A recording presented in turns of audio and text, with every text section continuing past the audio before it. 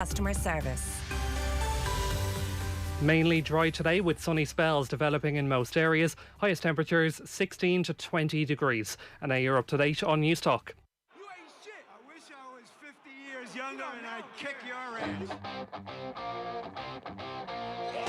Well, fans can be the harshest critics, you know. And they often are. A wife is often the harshest critic of her husband. I thought I was invincible. That's what you're trained to believe as a sports person. There was 4 million people in Ireland who knew much more about managing football teams than I did. When it comes to music, I can spoof with the best. Your sporting career is the best time you'll have, and you know you have to hang on to it for as long as your life, because everything else is pretty crappy. And this is not lies. Stephen Rothschild has never spoken to Jimmy McGuinness in his life. And you're welcome back to Off the Ball Saturday here on News Talk. John Duggan with you through until 5. You can text us on 53106. We're streaming the conversation as well now. So as well as listening on News Talk, you can watch us on the Off the Ball social channels for Periscope, for Twitter at Off the Ball, YouTube, Facebook, and on the OTB Sports app. If you haven't got that already, search OTB Sports in your app store now to download it for iOS and Android. This is the Saturday panel. We're going to review the Sporting Week now with 3 great names. The former Inter-County senior hurling referee from Offaly, Brian Gavin, a veteran of 4 All-Ireland finals. The broadcaster, Alan Kirhirlik, Cushta Nashunta Gaeilge GAA, Gráinne McElwain from Monaghan, and the former Irish basketball team captain and coach from Cork, Timmy McCarthy. Gráinne, Brian and Timmy, how are we all getting on? Great, good, John. Thank you. Good, Great. John, thanks. Great to have you. We only missing one province. We got Monaghan, we got Offaly, we got Cork, we got Johnny Ward from Galway coming a bit later on, so we'll do okay. Yeah, well, I'll actually jump in there. I'm living in Galway now, so you're covered, John. You're completely covered, Gráinne, completely covered. Looking forward to the chat over the next hour. A lot happened this week. I'm going to start with golf. Because there was a lot of things I took out of that PGA Championship. Phil Mickelson winning at the age of 50. Shane Lowry and Padraig Harrington having the time of their lives. Then we had the Portmarnock decision this week. Gráinne, I wrote a piece for OTB Sports on Phil Mickelson and his genius and the fact that, in my mind, he beat time as a 50-year-old major winner. And then I was going through the internet in the last 24 hours, and I saw you also wrote something about it, Os Gaeilge. Yeah, I actually did a piece on that for Shachtán. I write for Shachtán. It's in the Irish Independent every Wednesday. But it's kind of interesting. I was thinking of it as well. Like, you know, he's 50 years old and we're all going, wow, that's amazing. But he's also a pretty good golfer, like, you know, and he's won this is a 6th major, I think, as well. So it's not as if just any 50-year-old just turned up and started playing golf. But what I really took from that, and I wouldn't be a massive follower of golf, but what I loved was the story behind it. And what I really love and admire about elite athletes and athletes of all senses is that they never give up. They never stop believing that they can get better, that they can win that next trophy or that next competition.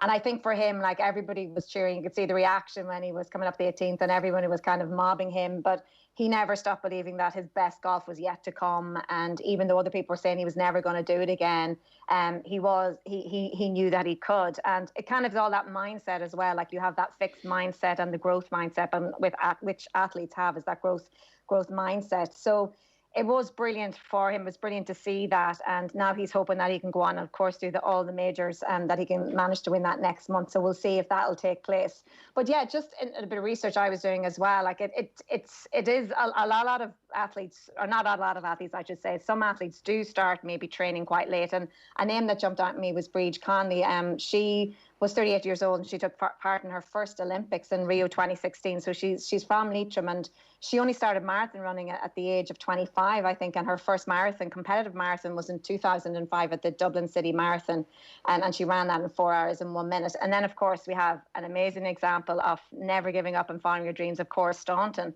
who played for Mayo and, of course, went on that fabulous journey in the AFL as well, and got picked on the AFLW team of the year too. So, I mean, she's 39 years of age and, again, has changed sports, has come back from massive injuries to keep getting better and stronger. So I just think a lesson for the rest of us here that maybe don't have the same mindset, but is that never give up on your dreams, never give up on maybe something that you want to learn, and that you are never too old to do that.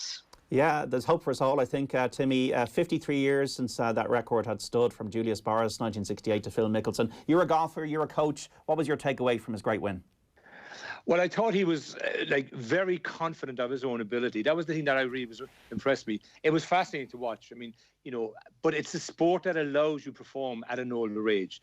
You know, Gráinne mentioned Cora Staunton, but there's not a lot of sports, you know, that allow you to perform at an older age. And there are some exceptions. Brady, obviously, in the NFL and in the States. But what I loved about Mickelson was he was in control of himself. That was the thing that separated him, I thought, throughout the 4 days, but particularly in the closing 9 holes. The big thing about the course, though, it suited a short game expert. And he's probably one of the best short game exponents in the game of golf. So watching him, I felt to myself, once he can get the ball in play, once he can get down, around the green, he gives himself a great chance. And it's a course that suited that. It's a bit like when Watson almost won the Open a number of years ago at 60. There are certain courses that suit older players who don't hit the ball as far, even though Mickelson did at one stage outdrive Koepka in a par 5, which was, everybody got excited about the length he was hitting the ball. But I thought the difference from Mickelson was his mindset, his confidence, the clarity, and he controlled the controllables. That's what I loved about it. The pace he walked at, the pace he played the game at. He didn't allow Koepka, who wanted to be quicker, influence him in any way. He stayed in his own zone, and then when it came to short game requirements, he delivered in the crunch situation. I mean, we should remember, he went around and won over. He won the tournament, after dropping a shot in the final round against his lead coming into it. But what he was in control of himself right throughout. And whatever age you are, if you're in control of yourself, whether you're a teenager, whether you're in the county, a senior player or a club player, if you control yourself, that gives you the best chance to perform to your best. And Mickelson did that better than anybody in the 4 days of the PGA. Yeah, I can see the impact of meditation on Phil there, where he's taking the deep breaths over every shot. And Brian, also, it was great to see your neighbour, Shane Lowry and Padraig Harrington, a couple of lads like they were just out for a game anywhere around Ireland in a global sport, watched around the world, played around the world, tied for 4th in a major. Said to me a lot about the word enjoy. You've got to enjoy what you do in life. And if you enjoy what you do, you play with freedom. Well, you do indeed, John, and I think, anyone that knows Shane Lowry and Padraig Harrington, they really enjoy each other's company. And Timmy alluded to it there, the short game last weekend in tricky conditions really suited both Padraig and Shane, especially in the final day when the wind blew very strong. And, it suited Phil Mickelson as well, but it was amazing to see Phil coming back from the mistake he made on the 12th on the Saturday. I think it was the 12th or 13th hole where he drove it into the wall and had to drive again and split the fairways. If that was any other golfer, he would have really feeling the pressure. So, Phil's experience in a tricky situation like that was second to none. But, Shane and Padraig really enjoyed themselves. You could see the crack they were having. It was nearly like if they were playing in a pro-am on the 17th, where they were sort of hugging each other and fist pumping. But they'd be well known to having $50 competitions among each other, chipping around the greens wherever they are. They've become very, very close friends, and it's great to see. And when you looked at the leaderboard last Sunday night and see 2 green, white and gold flags right beside each other up around 3rd or 4th, it just proved what remarkable ambassadors those 2 men are for our great country. So it was a joy to see. And as Shane's mother often said, Bridgie, when Shane was growing up in Esquire Hills, him and Alan would go out, and Brendan, and they'd play for a fiver. And it wasn't really as much the fiver, it was to see who could win, and it's the competitive edge. And that's why Shane's short game really, really stands him to great steed in these competitions. But it was wonderful to see. And I really enjoyed Phil winning. I would have loved to see him doing a few fist pumps on the 18th, but I think he was very wary of the crowd. People jumping on his back, yeah. So it was great to see. You must have high hopes for Shane. He hasn't changed since he won the Open, Brian. You must have high hopes for your neighbour in Clara going forward for the next few years. They can win more than one major. I think so, John. Yeah, and I think he's really settled into the limelight and the big hustle and bustle of professional golf at such a high level. Like, it's another huge step up, even from the European Tour, the tour that Shane plays now, and he's really getting to, you see him out practicing with Dustin Johnson, and he's very, very popular guy in the tour with everyone. I think everyone that he meets or has a good word to say about him. But his experience that he's after gaining, even from the mishap a few years ago in the USPGA, when he had the 4-shot lead, like, he has really bounced back well from that. And, the scenes we've seen in Portrush last year, I can definitely see Shane winning another major. And it's great because he's such a level-headed guy, and we're very unfortunate here in Offaly GA that he's come on board with us as well. So he's really a down-to-earth, nice guy, and a genuine fella that we wish all the best in the future. But I think, as you say, John, there's another major coming soon. How much is that going to change Offaly GAA, Brian? I think, John, it's the money end of it. Money can't buy anything.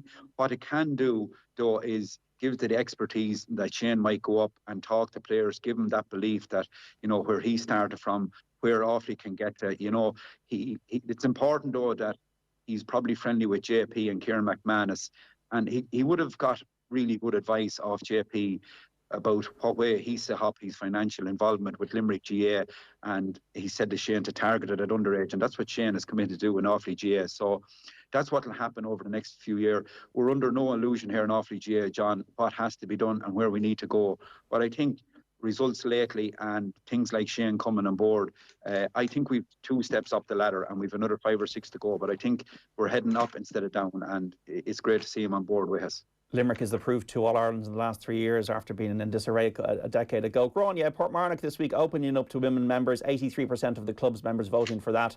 Now, under a Supreme Court judgment from 2009, Portmarnock had not been breaking the law by not allowing women members. The Supreme Court said in their ruling back then that Portmarnock was not a discriminating club under the Equal Status Act. So this is the club's decision this week. But from a moral standpoint, Gráinne, good to see. Time to bring things into the 22nd century, not the 19th century.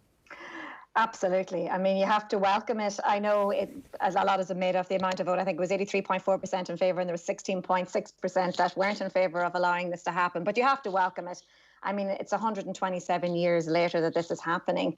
And I think, I suppose, one thing that stands out and being very positive about it is that you can have all your traditions and your cultural identity, but still, oldest institutions, they can still change, and change is to be welcomed, and change is good. So you'd have to welcome it in a very positive mind frame from that.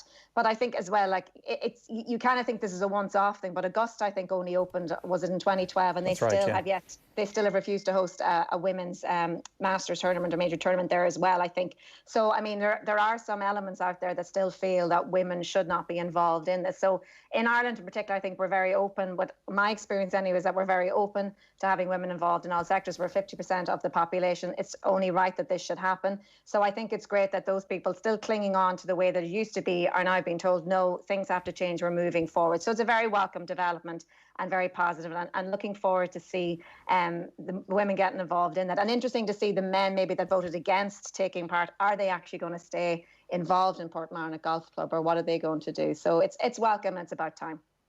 To wrap up the golf week, Bryson DeChambeau and Brooks Koepka, Timmy, does golf need, that genteel game of golf, need a rivalry like that when you have 2 lads doing a bit of trash talking?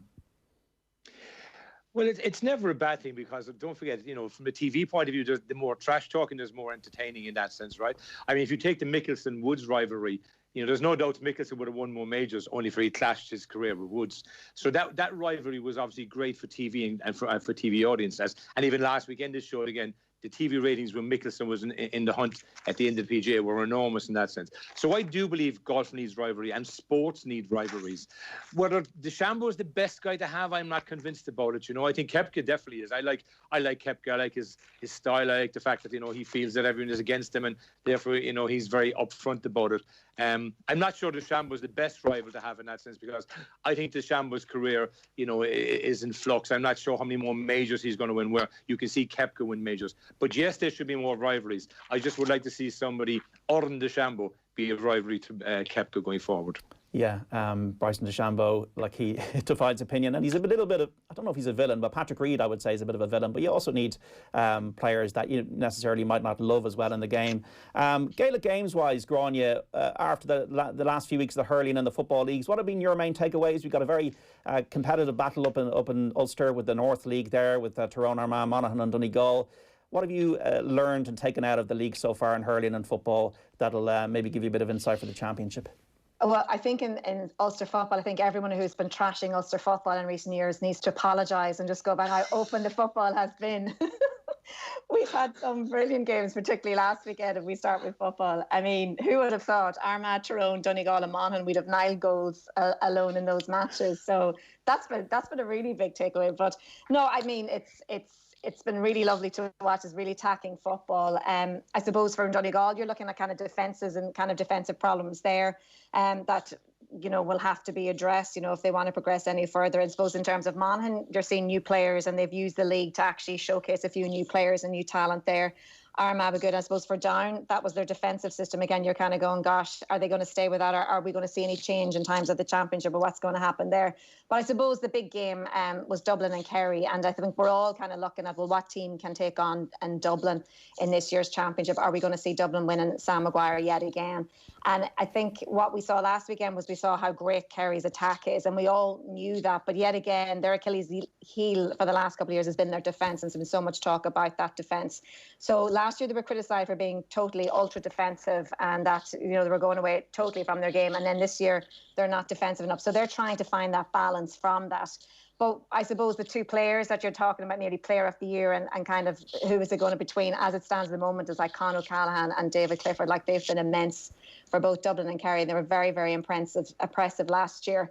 And then just to very quickly give, you know, that's all Division 1 that we could take away. But I think there's a very honourable mention needed to be made for Colm Collins and Cork as well, and just the amount of work that he has done, and what how good Clare have been as well. And just remind, they're going to be playing later on today, like, you know, a draw or a win against Cork, and we'll see them in a semi-final and possibly getting into Division 1. So that's a huge success story as well, for not having the same resources for so many players, like high-profile players leaving, like Gary Brennan, like Gordon Kelly, and even Jamie Malone's injured. But it doesn't matter, like, we bring in new players and we build from there. So I just love Colm's attitude for that.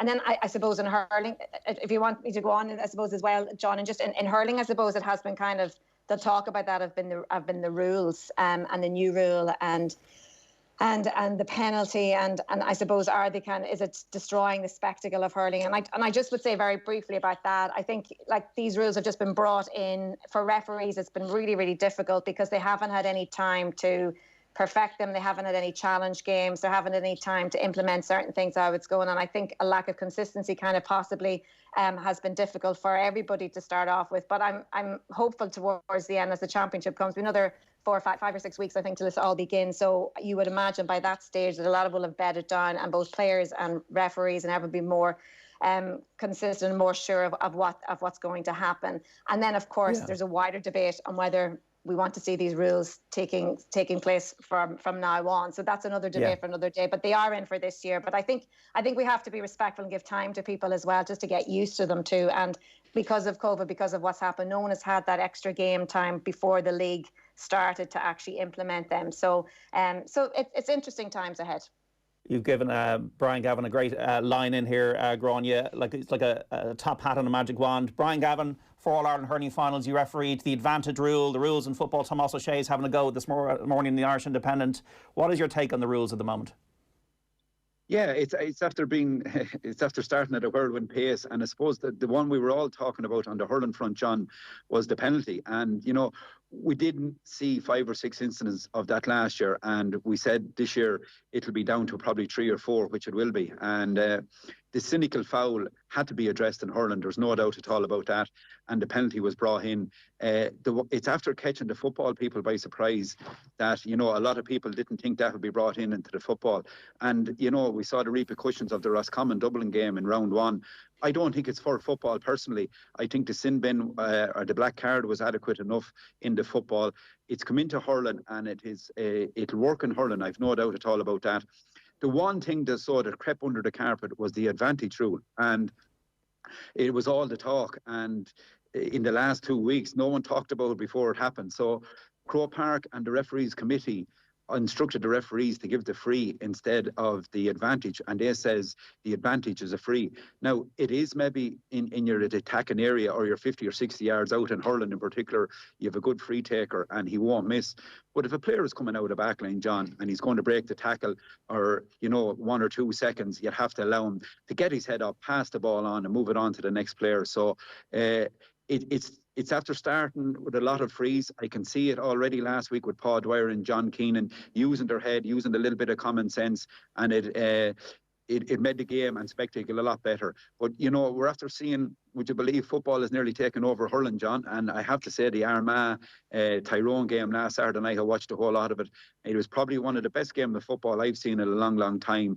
And it was just up and down. So you'd hope as Gráinne said, in the next 5 or 6 weeks, a little bit of common sense will come back. Everyone will just reset the button, which I think the referees have taken on board themselves in hurling. They didn't want this advantage brought in. So I think it'll be the reset button before championship, and hopefully things will die down, because it needs. We can't be looking at 40 or 50 frees in a hurling game, that's for certain. Referees didn't want it. That's interesting, Brian. I watched Jason Ford hit that free for Tipperary against Cork from inside his own half a few weeks ago. And to me, that almost came across as routine. And I'm thinking to myself, I don't have the manufacturing minutiae in my head or the dimensions to know the sliotar. It seems to me to be too light. Is it too light? Am I wrong? Yeah, it is, John. I'd have to say, in even like this, the market for slitters is unbelievable. People mightn't realise this, but you have at least 8 or 10 different companies now, and they're all trying to nearly outdo each other with the proper sliotar and the right sliotar, and it has to go through the test in Croke Park. And there's about 5 or 6 approved slitters at the moment, but it is a little bit light. And now, don't forget, I suppose, the hurls and the lighter hurls and the strength and conditioning of some of the players is a factor too. But 90 metres easily, most players are striking the sliotar now, which is too far. And it leads for a free-taking competition, especially when you see Jason Ford coming back. He was the guts of definitely 90 metres, maybe more. And at his ease, probably cleared the crossbar 10 or 15 yards. So I think in the next year or two, the sliotar will just have to be re-looked at again. And because at the moment, it's just going way too far. And even if you looked at the puckouts, I know last Sunday with Waterford and Limerick, the Waterford goalkeeper was landing 113. Now, I know he had a bit of a breeze, but by God, it puts you under some pressure when the sliotar's landing down in your own square, that's for certain. Is this making hurling less of a attractive spectacle, Timmy? I saw Limerick put 30 points on Waterford last year.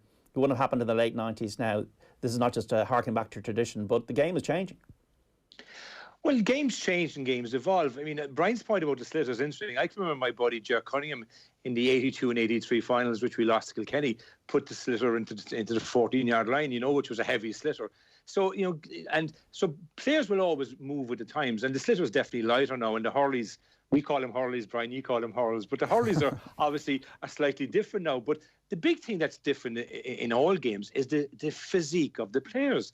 Science has changed the game. The physical attributes of the players has changed the game. Their strength and conditioning has changed the game. But fundamentally, it's a game of skills. So I don't believe that hurling is in trouble. I mean, there's a few rules, and people have to get used to them. I mean, what I've been impressed with in the hurling so far is that teams are, starting to step up. Waterford stepped up, Cork have stepped up, Tipperary have stepped up, Limerick have, obviously taken a bit of a beating so far, but that's not really an indicator of what's going to happen in the championship. But so teams are stepping up. Wexford have stepped up again, who lost their way last year. So I like what's happening in the hurling. And on the football side, I think what's fascinating in the football side is that all the teams it's like a game of chess at the moment. I mean, Gráinne made a point about the northern team scoring goals for fun.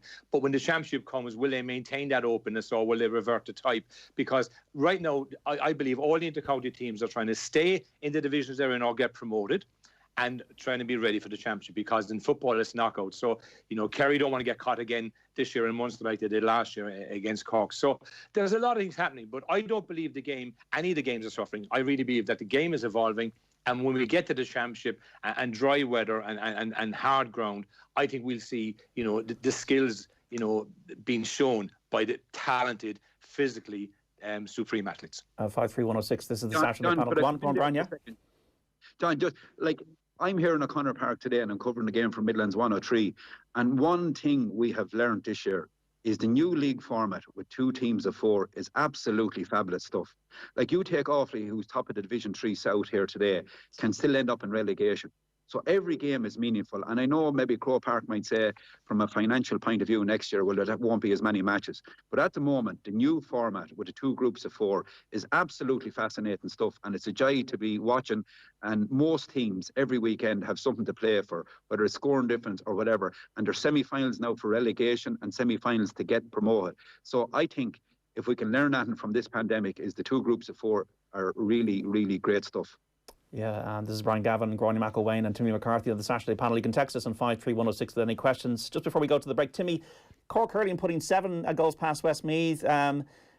Is is Cork hurling engaged in a bit of a renaissance under Kieran Kingston? Because you'd love to see it, because Cork hurling to me has always been an idea. It's been about swagger, it's been about that confidence when you get to Croke Park. We haven't seen that now for 16 years. So as a humble and modest Corkman, I can guarantee you we're going to win the All-Ireland after that performance last weekend. No, but on a serious note, I do believe that, you know, Kieran and his team have done a lot of great work. Jack Cunningham's involved. Donal O'Grady coming into the back room is a great addition, I believe, to Cork. And, you know, they've definitely improved. They've brought a couple of new players in. They've, you know, lost some of the older players. So there's definitely a new bounce. What I like about Cork at the moment where they're going is they're playing with a great pace. And I've always believed in sport, pace is really important. So I'd be optimistic that Cork could have a good campaign this year. 53106. Great to hear Brian Gavin, the greatest ref in any sport, in any era. No coincidence he refed some of the greatest games of all time. He used common sense in his head. Hurling fans owe him a debt of gratitude. That is from Sean in Wexford. Wexford and Offaly rivalry not on the Saturday panel today. We're back on Off the Ball on News Talk after this. Off the Ball on News Talk. Screen time. This week on the show, Friends, the reunion. Did the most talked about show of the year pass the test? Let's find out. The origin story of Cruella de Vil is the big new movie release of the week on Disney Plus, and it gets the Mark Royal treatment, as does the new Anthony Hopkins movie Elise. Plus comedian Edwin Salmon on his favourite movie and why he chose to go on first dates. Screen time with John Farty. Listen and subscribe to the podcast now or tune in this evening from 6 on News Talk. Hi, David Keeling here. At Keelings, we like to work in harmony with nature, which includes looking after our little friends, the bees. Our Keelings Great Rewilding project aims to help reverse the declining population of bees and other friendly pollinators, and we'd love you to join us. There are lots of simple ways to rewild a part of your garden, like making a cosy insect hotel in a sunny part of the garden for solitary bees to nest in. Visit keelingsgreatrewilding.ie for more really easy ideas. Keelings, love to grow. Sean, what's that thing going round the garden? That is our new Husqvarna auto mower. Auto mower? Yeah, it's a robotic lawnmower from Husqvarna. Cuts the grass automatically, has GPS tracking and an app. Even works in the rain. I just thought, why spend time cutting grass when I could spend it with the family? Great! You can put the dinner on, so... No can do, love. Have to paint the man cave. Husqvarna auto mower. Never mow again. Learn more at husqvarna.ie. Afternoons are easy with insuremyvan.ie, Ireland's low-cost van insurance specialist. Get your business back on the road with Insure My Van's best price guarantee. For super savings, visit insuremyvan.ie. City Financial Marketing Group Limited, trading as insuremyvan.ie, is regulated by the Central Bank of Ireland. It's time to move out of diesel. So make the move to Toyota and our incredible range of self-charging hybrid electric cars. With contributions of up to €3,000, join the thousands of hybrid drivers enjoying lower taxes and cleaner air. You'll never take a wrong turn with Toyota, Ireland's best-selling car brand. Visit your dealer or search Toyota Hybrid. Toyota, built for a better world. Terms and conditions apply. Best-selling car brand this year based on most recent published monthly figures. This is Air Gigabit Fibre Broadband, a faster, stronger, more reliable connection. Your own line straight to your home. The future at 10 times the speed of light. Get Air Gigabit Fibre Broadband today. Call 1-800-500-300. Go in store or visit air.ie. Air. Let's make possible. Subject to availability. For full terms and conditions, go to air.ie/gigabit fibre. Hi, PJ here from PH Ross. Your bathroom is usually the first room you visit every morning, and its look and functionality could dictate your day. Whatever your budget, at PH Ross, we pride ourselves on helping you create a bathroom to brighten every day. We're really excited to show you around our newly restyled showroom. So let's begin. For the bathroom you've always dreamed of, or the bathroom you'd love to dream in, come visit us at PH Ross on the Old Cabra Road, Dublin 7. Ireland is recovering from the pandemic. Thanks to the extraordinary efforts and support of the Irish people and the significant progress made in our vaccination programme, we can continue reopening the economy and society through June. From Wednesday the 2nd of June, hotels, B&Bs and other accommodation can reopen. And from the 7th of June, our restaurants, pubs and cafes can open for outdoor service. There are other changes too in June, and we can look forward to further substantial reopening in July. With over 2.6 million doses now administered, our vaccination programme continues to make a positive difference in people's lives. While this continues, we still need to stick to all of the public health guidelines. Think outdoors when meeting others. Shop safely by wearing a face covering, even if vaccinated. And continue to work from home. We are getting there. So let's keep working together and keep moving forward. For more information, please go to gov.ie/recovery. Supported by the Government of Ireland. Are you ready to make every step count? This June, step in their shoes with Concern Worldwide. Take 10,000 steps a day for 7 days. To walk with refugees. To raise vital funds. To join your community in changing the lives of another. To sign up now, visit concern.net/step. At Centra, we have everything you need with great offers. Like selected barbecue meat, any 3 for €10. Nescafe Gold Blend Alta-Rica and Gold Blend Espresso Coffee 100 gram, half price now €2.99 each. And selected 12-can packs of beer like Heineken, only €15 each. Centra. Live every day. Enjoy alcohol sensibly. Sinead, you look a bit stressed. Is everything okay? No. I've shopping, prepping, cooking and all the ironing to get sorted for next week. You're mad. Why don't you just use Gourmet Fuel? They've over 200 delicious calorie-controlled meals to choose from and deliver nationwide. You'll save time and feel great. Take the hassle out of healthy eating and order today at gourmetfuel.com. Ironing not included. Enjoy the very best of Irish art this week at Adams with in-person viewing of our upcoming auction featuring Paul Henry, Jack Yates, Walter Osborne, an original proclamation and lots more. Online bidding is now open at adams.ie and runs until June 2nd at 6 p.m. Adams, the home of Irish art since 1887. The Saturday panel on Off the Ball. And this is Off the Ball Saturday here on News Talk. John Duggan with you through until 5. You can text us on 53106 or tweet us at Off the Ball. Just to give you some scores from around the country. Lots of Gaelic Games matches today. In Camogie, Waterford 5 points, Cork 110 in Group 2 in Division 1 at Walsh Park. That match threw in at 2 o'clock. And Shelburne 0, Wexford Youths 0 in the Women's National League. Also a 2 o'clock start for that one. We're back with the panel, reviewing the sporting week just gone and building up as well to tonight with the former inter-county senior hurling referee from Offaly, Brian Gavin, a veteran of 4 All-Ireland finals. The broadcaster on Cahirlock, Cushta, Nashunta, Gaelga, GAA, Gráinne McElwain from Monaghan, and Cork's Timmy McCarthy, the former Irish basketball team captain and coach. You can listen to us on News Talk, also watch us on the social channels for Off the Ball, for Periscope on Twitter, at Off the Ball, YouTube, Facebook, and on the OTB Sports app. The Champions League final, Timmy McCarthy, we've got to start with you because you're a Chelsea fan. How are you feeling? I'm feeling great. It's great to be there, and you know it's very unexpected for us. 2012 we had a similar situation. We didn't expect to get there. You know, we were a sort of an old team on their last legs, and we went to Bayern Munich and in their home stadium and snuck a victory in penalty shooters. So look, Man City are the best team, you know, going out in the field tonight. There's no doubts about that. They've shown that right throughout the season, gone far. But Chelsea have done well on occasions, and Tuchel, you know, has definitely changed them and evolved them. So I'm not confident that we're going to win because City are better, but I'm really hoping that we win, and I really want to win this one because it'll be great to have a second Champions League, you know, for a club that, you know, would have appeared in our third final. So I'm really excited. I'm really looking forward to it. And my fingers are crossed, my toes are crossed, and everything else that can be crossed in the house will be crossed tonight. And let's go, Chelsea. Speaking about the house, your son Brian must have had a nice memory during the week to me, because he played for Athlone Town once against Villarreal, I believe.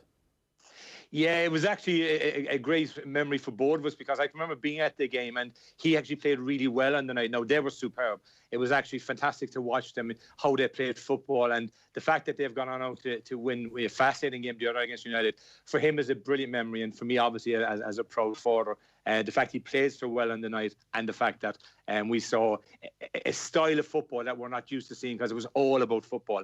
And I thought on Wednesday night we saw that as well. You know, I hope tonight won't go to 11 penalty shootout, you know, with Chelsea, because I'd be convinced that the City keeper would be better than Mendy at taking the penalties. So let's hope we get, you know, we get a win. Whether we get to win in the penalty shootout or in the game itself, let's hope we get it. But definitely the fact that Brian played against the current EuroLeague champions is a nice thing in the McCarthy household. The European sports Super Bowl is the way I describe the Champions League. I think it's absolutely amazing spectacle. Gráinne, does it stir emotions in you, the Champions League final?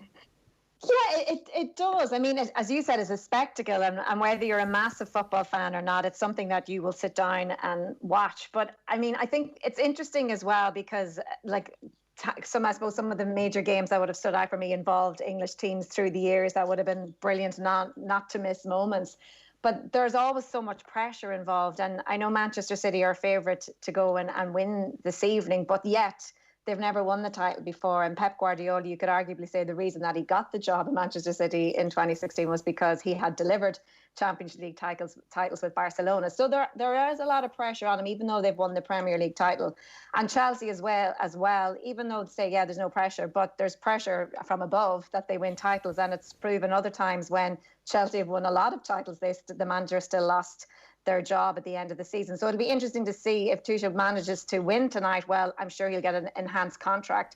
And if he doesn't, well, is Abramovich going to keep him around? And the same with Pep. I think there's probably a lot of pressure from within him too. This is the trophy that he desperately wants, and the players desperately want, and the likes of Aguero and stuff. And there was a lovely article that Jamie Carragher had in the Indo, I think, earlier on today, just talking about once you win this medal or once you win this cup, you're in a very elite company throughout the world. So those players, Kevin De Bruyne, they really desperately want to win this medal. So I'm really looking forward to seeing how the game pans out and how both sides deal with the pressure and management this evening too. Brian, do you keep a close eye on the referee in this situation, or is it just all about the football for you?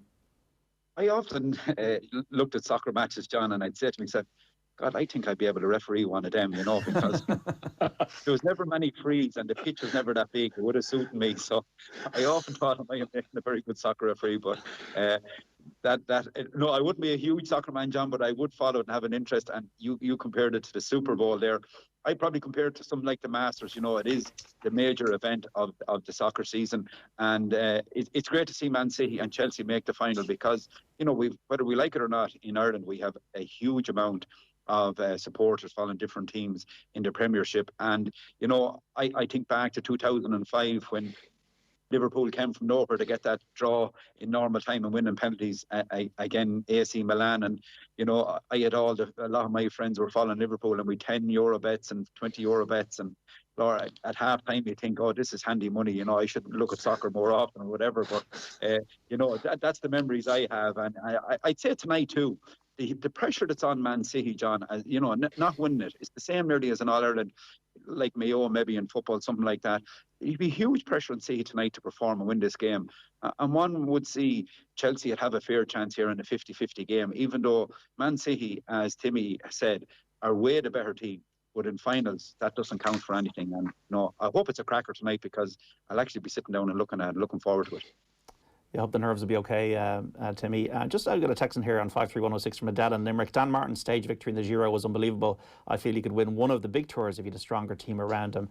Timmy, it is amazing how we got Sam Bennett last year and he's a sprinter, and then Dan Martin is an endurance cyclist. He's a man for the climbs, and we should be very proud of what they do because it's, once again, there's a big global element to this. We should always proud of our international athletes who perform at that level, irrespective of what the sport is, because, we're a small country. We got to keep reminding ourselves we're a very small country of 4.5 million people in the Republic and obviously 1.5 million people in the North. So we're small in the context of international sport. But what we've always done is we've punched above our weight really well in different sports on different occasions. So whatever the sport is, we should be immensely proud of anybody who's put on an international jersey and gone out and competed at that level. And whether they're successful or not, against the opposition, the fact that they've got to that level is a huge achievement. And, you talk about the two cyclists. I mean, they don't have the best teams, and yet they're performing against the odds currently, and they have for the last couple of years. So I'm always proud of our international athletes, whether it is rowers, whether it is athletics, whether it is, soccer teams, or whether it is cyclists. The fact that they're representing our country, rugby players are the same, they're doing it to the best of their ability, and they're performing at that level from a small base is something we should all be exceptionally proud of in this country.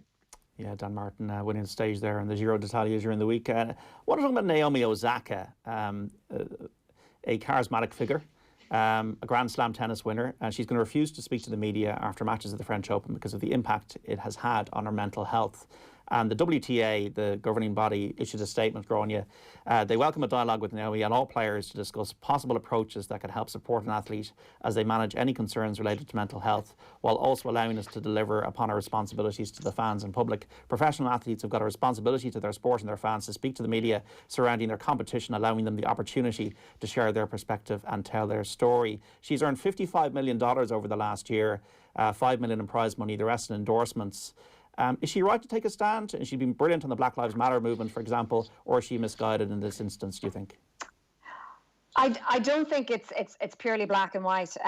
For me personally, I always think athletes should speak after they've done an event. And the reason I say that is because I often think as a journalist, as a broadcaster, when you're interviewing somebody, you know, they're not actually speaking to you. They're speaking to the people at home, the public that can't be there, and the fans that maybe are in the arena that can't actually ask the question. So you're asking them questions. So I always think it's very disrespectful for somebody when you're interviewing them not to answer the question in the correct way, or to come up with these cliches and not having thought about it, because you're not talking to me. I'm just asking a question that everyone at home or in the arena wants to hear.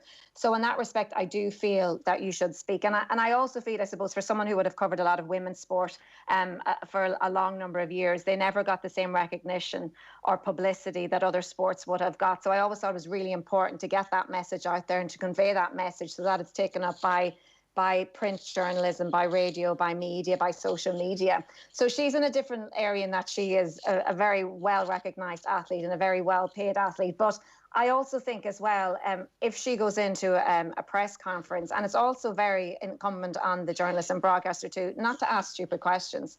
And what I mean by that is that you're very professional in the questions that you're asked, you're non-judgmental, you're respectful to them, you're fair and balanced in the questions that you ask, and it's relevant to what you're talking about. So some questions I know that have been touted that she's been asked about, like maybe an image or comparisons with other tennis stars, etc., in terms of appearance rather than actual play. Like, that's not acceptable. Like, if you're in asked, but you should be able to ask questions that are fair and balanced, and then she should be able to give those back. And I think one of the things she said too, John, was that, you know, she's getting asked a lot of the same questions and stuff. And I think whoever's running the organ and the tournament or the event, well, that is her PR person or someone there needs to stand up and go, hang on a second, you've answered that question already. You don't need to answer the question the same 5 times. So I think that's important. But it also raises the debate as well about social media and the debate now as well about traditional media and how we get our news. I mean, Donald Trump did extremely successful in his run as president. Like, he bypassed the media, or he just pricked media that actually was going to give his message. And he just had his own literally TV view on Twitter and social media, so everyone could hear what his thoughts was. So in one way, she doesn't need the traditional media because she can give her message, but also she's just giving her message. She's not being questioned about things that we would like to ask her. So I think it's a pity that she's not going to talk. I mean, the fine means nothing. I think, is it up to like $20,000 perhaps that she could be fined? Like, that's nothing when you're making millions for tournaments. So it's the money's not an aspect of her, but she feels strongly about that. Maybe there's a particular method or format of the press conference that she really has issue with. And I think as a tournament, they would need to sit down and go, well, maybe how can we improve how we actually ask our questions or convey questions? But I do think it's important for athletes and lead stars, in my personal opinion, to speak, because I think it's letting the people at home, and you're a role model for young people as well. They need to hear your voice. They want to look up to you and hear what you think. So for me, it's important, but I think there's probably more teasing out to do on the reasons why she feels so against doing press conferences. If TV companies didn't shell out millions for rights, there'd be less coverage, less interest, less earning potential. But as you say, it is a bit of a game changer. Like, she feels that she's got legitimate reasons and serious reasons for not speaking. But it is a game changer that you could bypass now. It's like a town that's bypassed by motorway. It's interesting, Brian, because I know Gaelic Games is amateur and there's less of an obligation with amateur sport to talk. But I'm sure after many hurling finals, the last thing we're talking 30 hurlers want to do is speak to the media.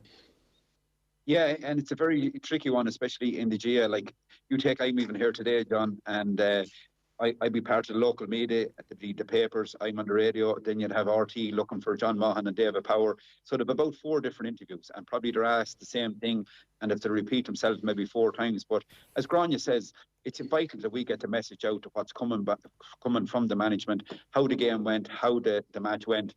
And I think it's only right and fair that we approach players or managers when we're looking for interviews that, we asked them the right questions, as Gráinne said, we were polite. Now, some of them, naturally enough, especially in GA, you could be waiting for maybe a half an hour after a game, and to be in the dressing room, obviously not with COVID, but going back, and they might be out for half an hour or 40 minutes. And, it's a long wait for any media there, and you have to type up your report and get it in. But she mentioned mental health issues about, it puts her in bad form when she has these. I'd say it's one or two people asking her maybe, as Gráinne said, silly or stupid questions that has arisen from this. But, a person of her standard and the example she should be setting, you'd imagine there should be some sort of mediation around it. But, I think it's vital that we get the message out after games and we get the interviews. People love to listen to, like, podcasts are so huge now, and reaction to matches are so huge. Like you'll be chatting Monday, Tuesday, Wednesday about did you hear what such a lad said about his team? And that's what we need. We need to hear feedback from inside the camp, and it's great. And I'd say majority of managers and players out there are very feasible to it. But it's disappointing when you read something like that for a person that's in such a high stage. You'd hope they sorted out, Timmy, because she's been a breath of fresh air, Naomi Osaka, in the way she's taken stances on things with the mask and all that kind of thing last year. Yeah, and I think this is a very interesting, development. First of all, she's professional, so there is a difference between professional sports and amateur sports like the GA. So, there is a difference. I mean, they're expected. I mean, in their contracts, they're expected. They have to speak to the media. So for somebody to say she's not going to speak to the media, and as Gráinne said, the fine is irrelevant, $20,000, is a big development, and is a really risky development. So, what I would say in a professional sport, you have to speak to the media. Now, obviously, you'd expect the media to ask proper questions. And I can remember when I did the Ryder Cup, and there was NBC, Sky, BBC Radio, and I was doing RT Radio, and we were interviewing the players after the matches. And, I was always trying to listen to the other questions, to have a different question when they got down to me. But I remember asking Tiger Woods a question which had nothing to do with the ones he'd asked earlier, and he still answered me the same way he asked the previous three. So sometimes athletes give bland answers. But I think the only way sports are going to deal with this is if they basically say, unless you answer questions at the media have to ask the right questions, you can't partake in the tournament. Because it's a professional sport. Brian Gavin, you got to go. Is the Mahon Revolution going to continue this afternoon? Oh, hopefully, John. We're down a couple of players today. We've two good defenders out injured, both David Dempsey and Johnny Maloney. But there was a cracking game last year with Offaly and Tipperary in the league. I think today the sun is out, perfect conditions. It's going to be a good open game of football. But I think the revival of football, John, is well and truly underway, and let's hope this attacking football can keep going, because it's very enjoyable, number one, to be looking at, but number two, to commentate on. Brian Gavin, thanks so much for that. Just before we go, Gráinne McElwain, the return of these test events and trial events, I feel light at the end of the tunnel is upon us. Yeah, it's exciting, isn't it? It's great. I always said when we started last year, I used to be in the packed venues going, I wonder what it's like to hear what they're saying on the sideline. And little did I know that I actually would be able to hear everything they're saying on the sideline. But no, it's great to have fans back, because you just realise how integral fans are, and that whole atmosphere of just willing teams on as well. And so it's great to have them back. It's small to start off with, which we can expect, I'm sure. But I think as the vaccine... hopefully we're getting, and it is getting faster, we're moving in the right direction, we'll see more fans, and let's hoping by the All-Ireland finals that we'll have more than what we're forecasting at the moment, and we should do, if the vaccine has gone up correctly. We've massive venues that we can hold more than 5,000 people, so let's just hope we can get as many people as safely allowed as the All-Ireland finals come. But there's definitely light at the tunnel, and it's great to some of these games as well that we'll see fans being back into, so it's good for everyone, it's good news for everybody. And the evidence in the UK, Timmy, is that it's fine, really. It's definitely fine, but it's great that it's opening up for all age groups. We were talking earlier, Gráinne myself, before the programme started about, she was coaching under 8s this morning. So it's not just at the top level that it's great to see it opening up. It's great to see it at all levels. But there's nothing better than fans at games. There's no doubts in that. As a commentator, you feed off it. As a player, you feed off it. As a fan, you're feeding off the other fans. So having people at games make the games better. There's no doubts in that.